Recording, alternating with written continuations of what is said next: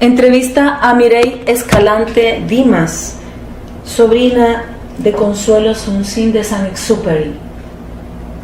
Hola Mireille, ¿cuáles son tus recuerdos más lejanos de Consuelo, de tu tía Consuelo Sonsín? Yo tuve la oportunidad de estar con Consuelo en las 3 ocasiones. Ella vino 4 veces. En 1938 fue la primera vez, yo no había nacido, porque ella se retiró del país, se fue a estudiar a San Francisco, California, en 1920, tenía 19 años. Que se fue en una beca, ¿verdad? Se fue becada a estudiar inglés, pero más que todo el abuelo, o sea, el padre de ella, que era el coronel Félix Sonsín Monches, originario de Santana, sabía que su hija tarde o temprano podía morir porque era asmática, nació con ese problema. Y él había tenido 6 hijos varones, los cuales, así como nacieron, se le fueron muriendo uno por uno. Los hermanos de Consuelo. Sí. Y solo le quedaron vivas las 3 niñas, que es Consuelo, Amanda y Dolores. ¿Quién era tu mamá? Mi madre era Dolores. ¿Y se criaron allá en Armenia? Sí, todas nacieron en Armenia y son oriundas de allá. En 1952 yo tenía 7 años y me recuerdo muy bien de mi abuelita, porque cuando ella estuvo ingresada en el hospital, que estaba grave, era una señora casi de 100 años, le habían prohibido fumar y yo le encendía los cigarros embajadores de escondidas. Cuando ella falleció, le avisaron a Consuelo, a la tía Consuelo, que su madre estaba muerta, y ella se vino a hacer acto de presencia a Armenia y está enterrada mi abuelita. La mamá de Consuelo. Doña Ercilia Sandoval. Ella era hija de Hilarión Sandoval Ordóñez. Entonces, eso fue en el año 52, que el día que ella falleció. Ella no pudo venir al fallecimiento, pero vino posteriormente a los rezos. Estaba pequeña, de 7 años, pero ya tenía uso de razón. ¿Esa fue la primera vez que la vi? La primera vez que la vi, ella me hacía cariño. ¿Y cómo era ella, así, su manera de ser? Era delgada, pequeña de estatura, cariñosa conmigo. Y tenía, pues me imagino, era fascinante seguramente, ¿verdad? Porque una mujer como ella. Era una mujer muy atractiva, que había vivido al lado de intelectuales famosos. En el año 62 regresó, anduve con ella presentándose en las conferencias que daba, que por cierto en una conferencia narró la historia de cómo es que el conde le pidió matrimonio, que la subió en el avión. ¿En Buenos Aires? Sí, la subió en el avión y allá arriba le empezó a dar vueltas al avión y le dijo: me quiero casar contigo, ¿te casas conmigo? Y sí, le dijo, porque tuvo miedo que se iba a matar. Que así fue como se le propuso matrimonio.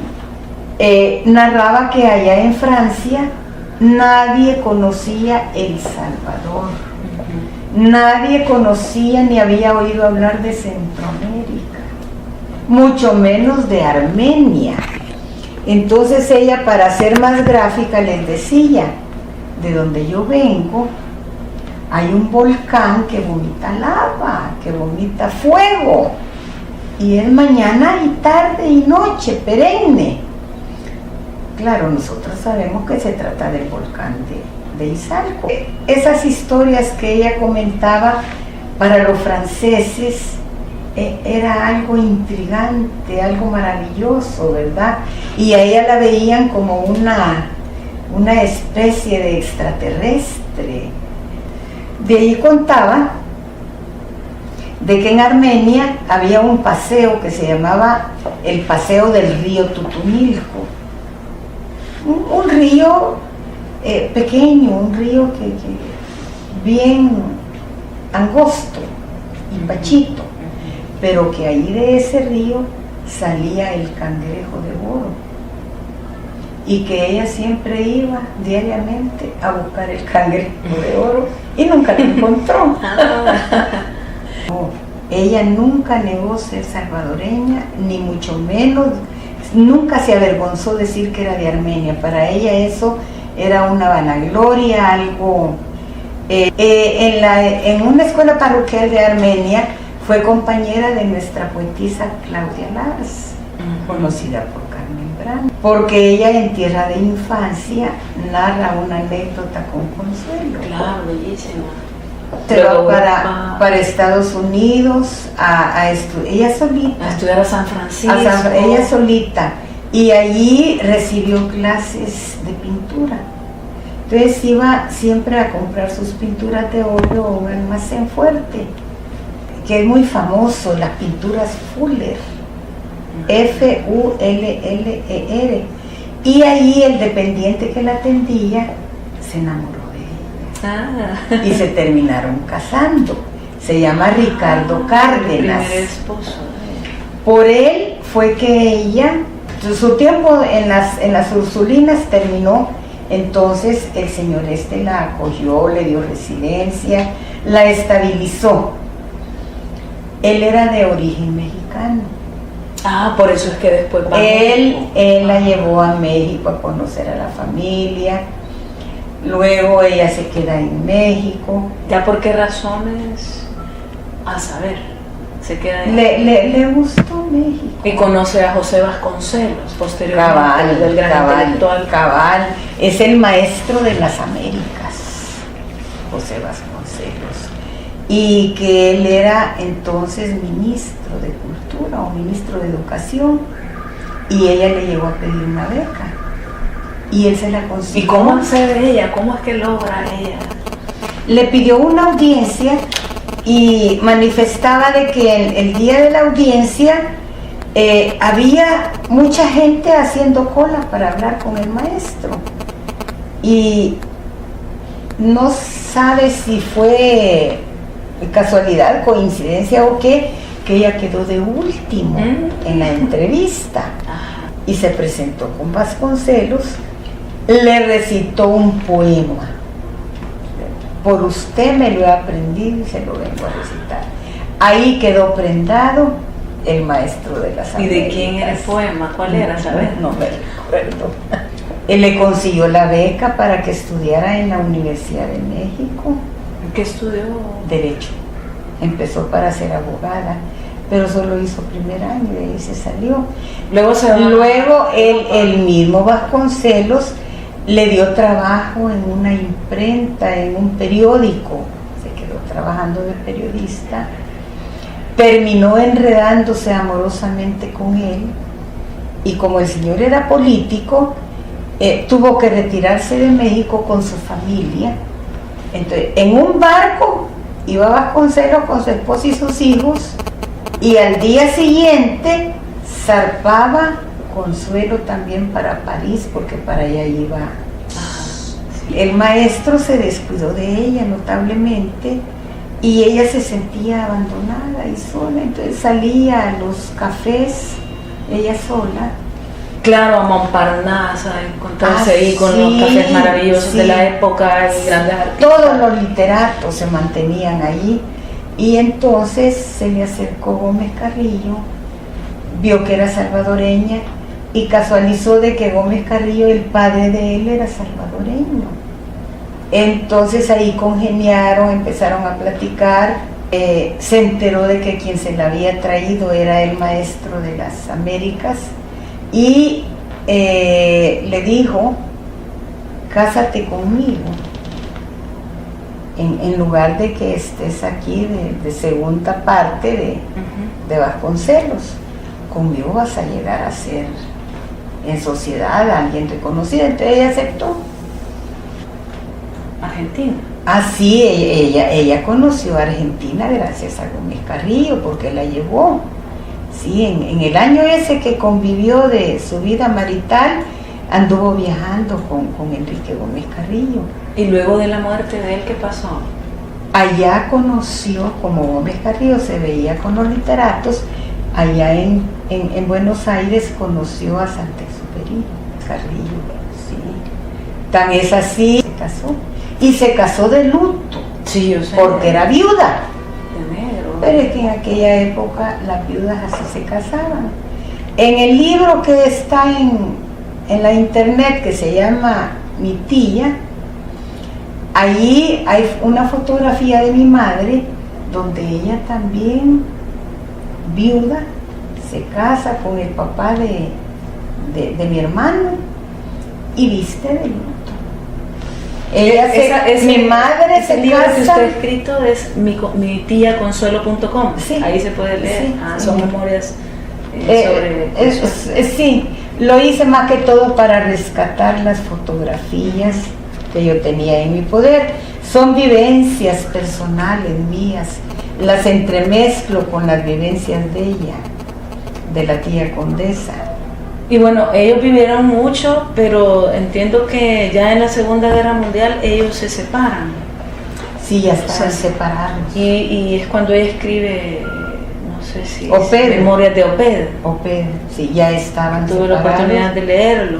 Es más, cuando venía de hacer un reconocimiento en la Segunda Guerra, que le disparó un alemán y el avión donde él estaba haciendo el reconocimiento cayó en el Mediterráneo, ¿no?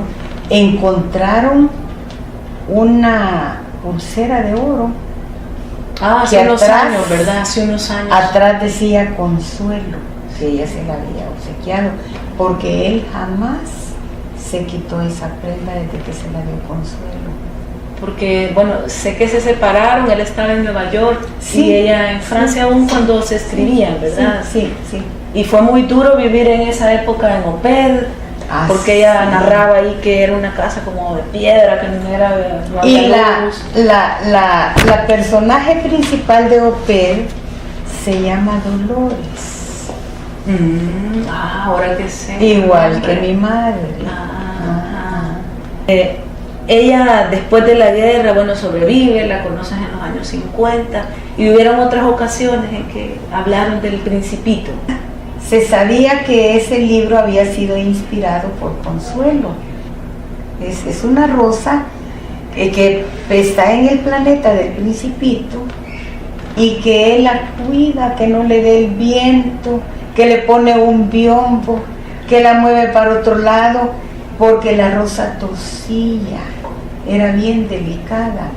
Consuelo padeció de asma, murió de asma, murió pero a los 78 años, pero era asmática. Y por eso se puede decir de que fue dedicado para Consuelo el libro. O sea, en memoria de ella lo escribió. Eso sí se sabe desde tiempo inmemorial dentro del seno de mi familia. ¿Cuándo muere ella? Ella murió en el año 79, murió. En Francia. Ella está enterrada. Ella está enterrada en Los Ilustres, en Père Lachaise se llama. En el famoso cementerio. Porque ahí está Jim Morrison y lo grande. Ahí está Ilustres. Enrique Gómez Carrillo, porque Santex no tuvo tumba. Ahí está con Enrique. En el año 72, que fue la última vez que ella vino, estaban vivas sus hermanas. Después de que murieron su hermana Amanda, ya no viajó. Y bueno, ¿qué pasó con sus cosas, con sus manuscritos? A ella la cuidó desde siempre un señor de España que se llama Pepe Martínez, José Martínez. Se quejaba de Pepe toda la vida, pero él estuvo con ella en sus momentos más críticos. Se puede decir que él le cerró los ojos cuando ella falleció. Él fue declarado heredero testamentario de Consuelo. Ahí ella da otra edad. No quiere reconocer que tenía 79 años. ¿Y qué edad daba ella? Algo así como 50. Ella fue una de las mujeres que dio a conocer a El Salvador en Europa. Ella llevaba un gran rótulo diciendo: soy salvadoreña, soy de Armenia, ¿verdad? Prácticamente fue como una embajadora. A cabal. Sí, bueno, y esa siempre será nuestra rosa, ¿verdad? Nuestra rosa querida, que está inmortalizada en El Principito. Sí. En una palabra, Mireille, ¿quién es Consuelo Sunsín de Saint-Exupéry? Bueno, yo la defino como la diáspora salvadoreña. ¿Y para Consuelo qué crees que era El Salvador? El paraíso.